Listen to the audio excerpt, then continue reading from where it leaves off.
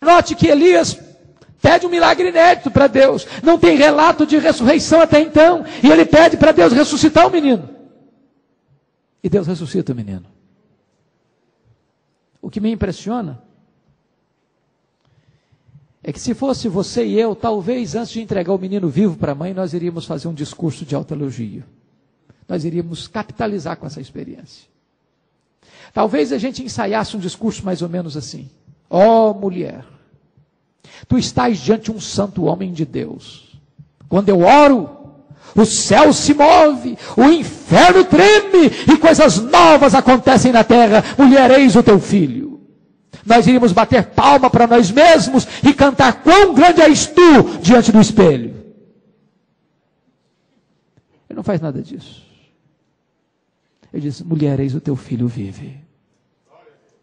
E ele nos ensina uma lição gloriosa, queridos, que Deus não divide a sua glória com ninguém. Toda glória dada ao homem é glória vazia. Muitas vezes, escutamos determinados testemunhos onde a pessoa quase que bate no peito e diz, está acontecendo porque eu sou bom. Porque eu fiz, porque eu aconteci. Às vezes é muito comum em reuniões de pastores, né? Esse ano eu batizei 200. Quase que dizendo, é porque eu sou bom. Tem lugar que você chega, dança, e a pessoa te dizer, bom dia, quantos membros tem a sua igreja? Que dependendo da quantidade de gente que tem lá, eu vou conversar com você ou não. Se Deus está abençoando a sua vida e o seu ministério, bote a boca no pó. Porque a glória é dele. E ele não divide a sua glória com ninguém.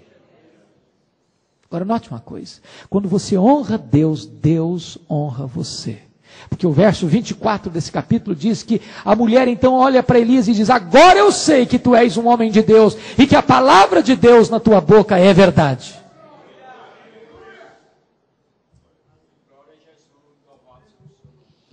E aqui está, irmãos, um ponto fundamental, porque a maior necessidade que eu e você temos é de sermos conhecidos como homens de Deus.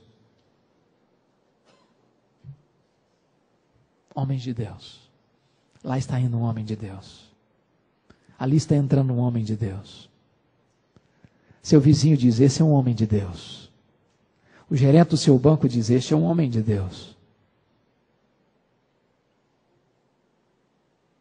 Quando você passa pela rua, as pessoas que conhecem você dizem, ali está indo um homem de Deus.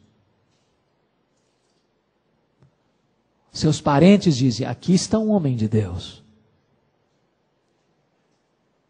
Mas notem que essa mulher diz algo mais, ela diz o seguinte, a palavra de Deus na sua boca é verdade. Nem todos que proferem a palavra de Deus são boca de Deus.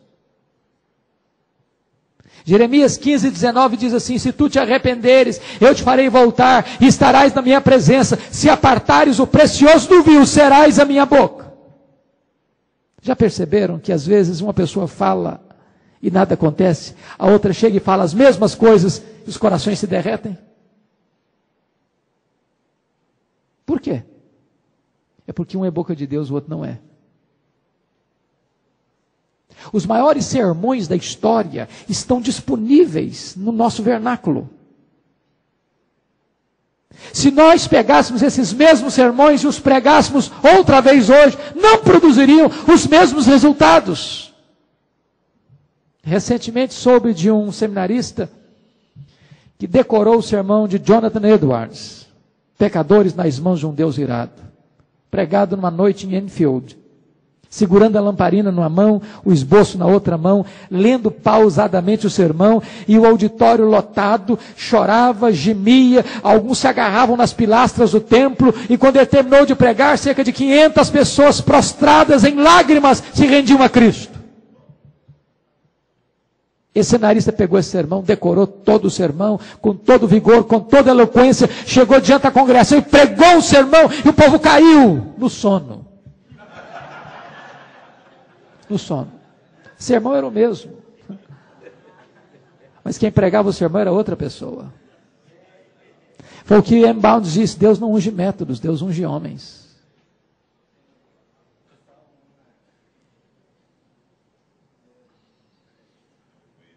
palavra de Deus é verdade na sua boca.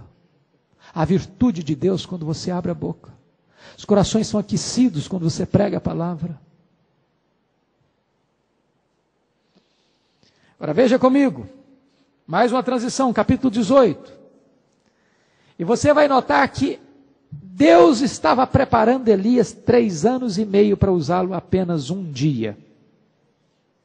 Apenas esse dia no cume do Carmelo. Deus não tem pressa quando se trata de treinar os seus obreiros. Deus treinou Moisés 80 anos para usá-lo 40 anos. Jesus começa o seu ministério com 30 anos, no ministério apenas de 3 anos. Deus preparou Elias 3 anos e meio para usá-lo um único dia. Não fique impaciente com Deus, quando Deus matricular você na escola do quebrantamento. E Deus chega para Elias e diz assim, muito tempo depois, veio a palavra do Senhor a Elias no 3º ano, dizendo, vai, apresenta-te a Acabe, porque darei chuva sobre a terra. Partiu, pois, Elias a apresentar-se a Acabe. É maravilhoso, porque Deus chega para Elias e diz, retira-te, e ele se retira. Deus chega para Elias e diz, dispõe-te e vai, e ele se levanta e vai. Deus diz para ele, apresenta-te, e ele bate continência e se apresenta. Ele não questiona, ele não duvida, ele não adia, ele obedece. E Deus diz para ele, vai, apresenta-te a Acabe, porque darei chuva sobre a terra. Deus falou, Deus cumpre. Mas o que ele fez para chover? Subiu no cume do Carmelo, botou a cabeça entre o joelho, e orou, e orou, e orou. Não está dito aqui, vai, apresenta-te a Acabe, e ore, e darei chuva. Deus disse, vai, apresenta-te a Acabe, porque darei chuva. Mas ele entende uma coisa, a soberania de Deus não anula a responsabilidade humana. Só Deus pode dar chuva, mas quem tem que orar somos nós. Só Deus abre o coração do pecador, mas quem prega a palavra somos nós. Quantas vezes, queridos, nós descansamos tanto na soberania de Deus, que nos tornamos omissos na nossa responsabilidade. E nesse capítulo 18, Deus está preparando Elias para um grande confronto. E veja que Elias confronta o rei Acabe, chamando de perturbador de Israel, confronta o povo, dizendo, por que vocês estão cocheando entre dois pensamentos? Se Deus é Deus, serviu, se Baal é Deus, então sirva Baal, mas não fique em cima do muro. E confronta os profetas de Baal. O Deus que responder por fogo, esse é o Deus verdadeiro. O povo gostava de espetáculo, o povo se ajuntou no cume do Carmelo, e diz a Bíblia que os 450 profetas de Baal choram, gritam, clamam, sangram, e Baal não pode ouvi-los.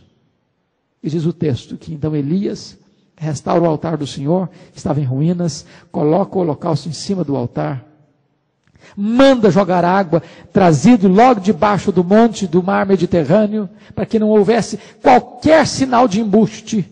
E diz, Deus, manda fogo, Senhor. E diz o texto que o fogo de Deus caiu, e o povo caiu de joelhos, clamando, só o Senhor é Deus, só o Senhor é Deus, só o Senhor é Deus. Às vezes nós queremos fogo, irmãos, e o fogo não vem, sabe por quê? Porque o altar ainda está em ruínas. Querer que o fogo desça, sem restaurar o altar, é atentar contra o projeto de Deus. Mark Lloyd Jones diz uma coisa interessante, ele diz, nós só temos direito de pedir fogo para Deus, quando o altar está restaurado, e quando o holocausto está em cima do altar, quando todas as coisas estão prontas. O avivamento espiritual vem quando nós preparamos o caminho do Senhor, quando os vales são aterrados, quando os montes são nivelados, quando os caminhos tortos são endireitados e quando os caminhos escabrosos são aplainados. Então toda a terra verá a salvação do Senhor. Diz a Escritura que Elias não muda apenas Baal de lugar,